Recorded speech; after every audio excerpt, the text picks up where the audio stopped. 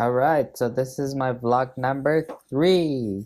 So I've been doing this blog thing, like, people put a website together, put a blog together, write articles. So I've been doing that for the last month now.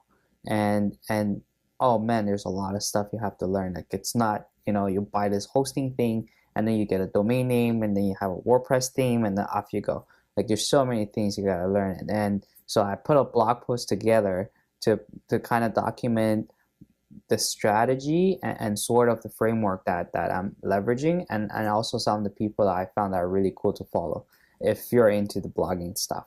So the next thing I want to talk about is, so this week I kind of figured out this thing where, if you trade stocks, you can't, what I found is you can't do shorting, or you can't do margin trading on your TFSA account if you're in Canada.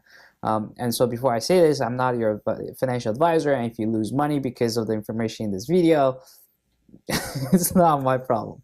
But basically, in the beginning of this week, like a lot of people are really excited about, all the wheat stock that's going on. And even my dad today sent me a message about, hey, should we buy more of this wheat stock? It's like getting legal next month in Canada. Like everybody's so going so crazy about it.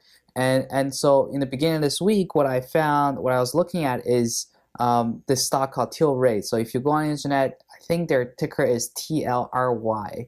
They went from about $170 overnight to about 250. So when I woke up that day, it was around like 230, 240. And then when I saw it, I was like, wow, like, things on the stock market don't move 50% overnight. Things on the cryptocurrency market do, but on the stock market, they don't. So when they did that, I'm like, okay, this is probably a position where I can short, right? And so I went on my Questrade account and I logged in, and I was looking at my TFSA account, and I said, okay, how can I short some of the stock? And I tried to short it and I couldn't. So I found out that if you have TFSA account and you have some money in it, you can't actually short a stock. So, but what I found that I could do with the money that I have in my TSFA account is that I can open a margin account, and whatever cash I have in my TFSA could go towards the bankroll for my margin trading. So for those who are kind of new to the stock trading stuff, right? So there's two concepts here. First is, what is a short? So short is basically, I don't have the stock. Like I don't have the stock, and I'll go on a market, I'll go on a stock market, and I borrow the stock from somebody who has it, and this person will lend it to me because I'm willing to pay an interest rate per day. So say for example, Google stock, I don't know, it's like $200, $300. You borrow the stock and you pay maybe like $2 per day for interest, and then you have to give it back later. So the reason why somebody wants to short a stock is because, say for example, in terms of relative to Tilray, that stock went up a lot really quickly, right? So when things go up really quickly and there's no fundamentals to back it up, as in they're not making as much money as everybody think they are, the stock price usually come back down. So in that case, what I wanted to do was to borrow stock from somebody, and the interest rate I would be paying would be about like 300% per year. But I'm okay with doing that because the trade lasts only a few days. So I would borrow the stock from that person, sell it at $250, wait for it to crash down to about $100, which is the price that Tilray is today, buy the stock back and give it back to the person. And in between, I pay some interest rate, but I also make about $150 of profit. So that's what shorting is.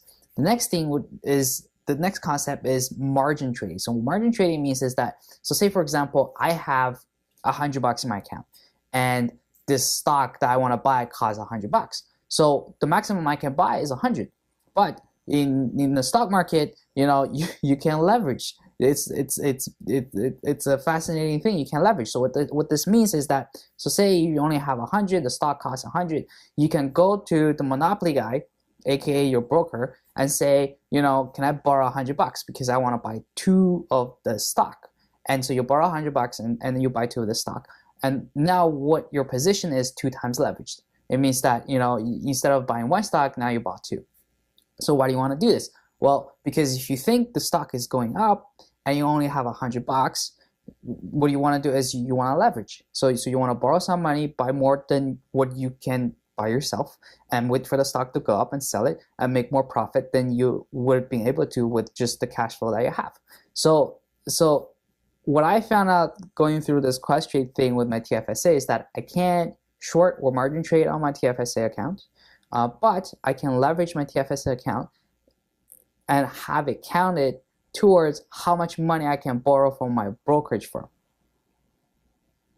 And so so for all of you guys who are trading wheat stocks right now, I know some of you are looking at wheat stock and are like, maybe I should buy some.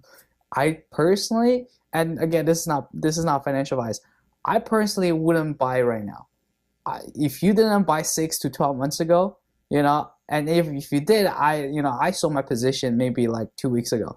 And what I would do now is wait for quarter 4 and maybe beginning of the next year, when the real numbers are coming out, when it's actually legal, when the stores are selling it, when the real numbers comes out, and then see like how these companies are performing, and then maybe getting your position at that time, right? So some of the research I found in Colorado, the weed was legalized, and then the revenue of these companies took about 5 years. It took about 5 years for these companies to penetrate the market.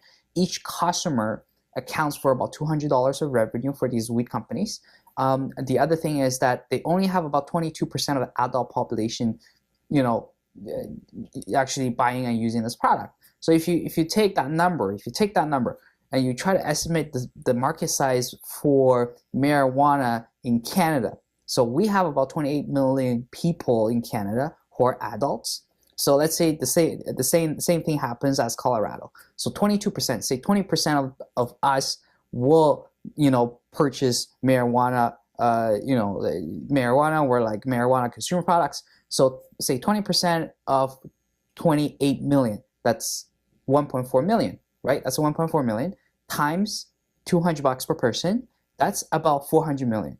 So it means that the market size in Canada, if my math is right, is about $500 million to $1 billion worth of revenue per year. And so if some of these stocks are worth like 16 billion market cap, where's these numbers coming from? Maybe they're selling to some other countries, but if their business only happens in Canada and they're focused on Canadians, we only have so many people here.